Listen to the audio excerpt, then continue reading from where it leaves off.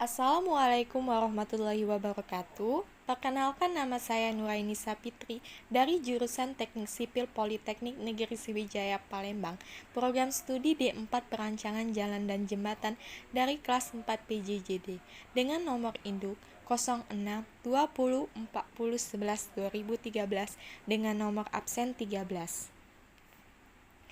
Dalam kesempatan ini, izinkan saya mempresentasikan hasil tugas saya yang bermateri tentang pendahuluan GPS. Merupakan salah satu materi kami dari mata kuliah pengantar GIS dan LDD pada semester 4 ini. Dengan dosen pembimbing kami, Ibu Sri Rizky Artini. Baiklah, saya akan memulai presentasi saya. Selamat menonton! Global Positioning System atau disebut dengan GPS adalah sistem navigasi berbasis satelit yang terdiri dari setidaknya 24 satelit. Sinyal ini diterima oleh alat penerima di permukaan dan digunakan untuk menentukan letak, kecepatan, arah, dan waktu. Sistem yang serupa dengan GPS antara lain GLONASS Rusia, Galileo Uni Eropa, IRNS India, dan lain sebagainya. Pada penentuan posisi dengan GPS, posisi titik di permukaan bumi diberikan dalam koordinat kartesian 3 dimensi, yaitu X, Y, dan Z, dalam sistem koordinat WGS 84, yang merupakan suatu realisasi dari sistem CTS koordinat kartesian X, Y, dan Z tersebut selanjutnya dapat ditransformasikan menjadi koordinat geodetik. Metode-metode penentuan posisi ekstrateritris. Penentuan posisi titik di permukaan bumi dapat dilakukan secara teretris maupun ekstrateretris. Metode penentuan posisi secara teretris dilakukan berdasarkan pengukuran dan pengamatan yang semuanya dilakukan di permukaan bumi. Sedangkan pada metode ekstrateretris, penentuan posisi dilakukan dengan melakukan pengukuran dan pengamatan ke objek atau benda di angkasa, baik yang alamiah seperti bulan, bintang, dan kuasar, maupun yang buatan manusia seperti satelit. Ada beberapa metode atau sistem penentuan posisi secara ekstrateritris yang telah dikenal selama ini, yaitu astronomi geodesi, fotografi satelit, atau satelit laser learning.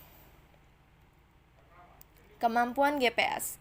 GPS dapat memberikan informasi mengenai posisi, kecepatan, dan waktu secara tepat, teliti, dan murah di mana saja di bumi ini pada setiap waktu, siang maupun malam, tanpa tergantung pada kondisi cuaca. Sampai saat ini, GPS adalah satu-satunya sistem navigasi atau sistem penentuan posisi yang mempunyai karakteristik prisma seperti ini.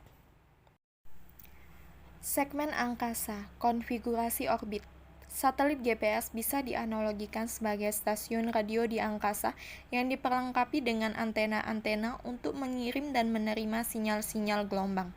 Sinyal-sinyal ini selanjutnya diterima oleh receiver GPS atau di dekat permukaan bumi dan digunakan untuk menentukan informasi posisi, kecepatan, maupun waktu. Segmen sistem kontrol. Segmen sistem kontrol berfungsi untuk mengontrol dan memantau operasional satelit dan memastikan bahwa satelit berfungsi sebagai mestinya. Fungsi ini mencakup beberapa tugas dan kewajiban, yaitu antara lain: 1. Menjaga agar semua satelit berada pada posisi orbitnya yang seharusnya, atau station keeping. 2. Memantau status dan kesehatan dari semua subsistem atau bagian satelit. 3. Memantau panel matahari satelit. Segmen pengguna. Segmen pengguna terdiri dari pengguna satelit GPS, baik di darat, laut, udara, maupun angkasa. Dalam hal ini, alat penerima sinyal GPS yang diperlukan untuk menerima dan memproses sinyal-sinyal dari satelit GPS untuk digunakan dalam penentuan posisi, kecepatan, maupun waktu. Sistem waktu satelit dan waktu GPS. Sistem GPS beroperasi dengan menggunakan sistem waktunya sendiri, yaitu sistem waktu satelit. Sistem ini didefinisikan oleh jam-jam atom yang berada di setiap satelit GPS. Setiap satelit GPS Blok 2 atau Blok 2A yang beroperasi saat ini membawa 4 buah jam atau 2 cesium dan 2 rubidium. semua frekuensi yang dibangkitkan di satelit serta waktu pentransmisian untuk kode C per A, kode P dalam kurung Y, dan pesan navigasi adalah mengacu pada sistem waktu ini. Meskipun begitu, patut dicatat di sini bahwa data yang berada dalam pesan navigasi adalah mengacu ke sistem waktu GPS. Sistem satelit navigasi lainnya. 1. GPS dibuat oleh Amerika Serikat pada tahun 1978. 2. Galileo yang dibuat oleh Uni Eropa pada tahun 2011. 3. Beidou dibuat oleh Cina pada tahun 2000. 4.